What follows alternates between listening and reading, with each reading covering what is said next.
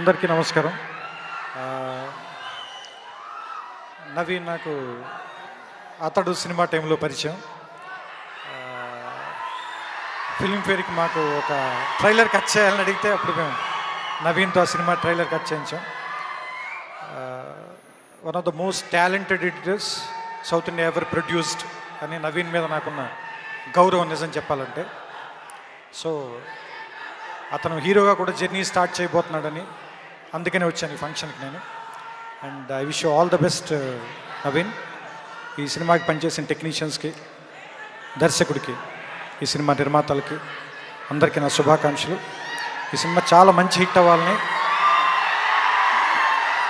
ఇంకా నువ్వు ఎన్నో సినిమాలు చేయాలని, ఎడిటర్గా దాదాపు రిటైర్మెంట్ తీసుకోవాలని ఎంతో బాధతో చెప్తూ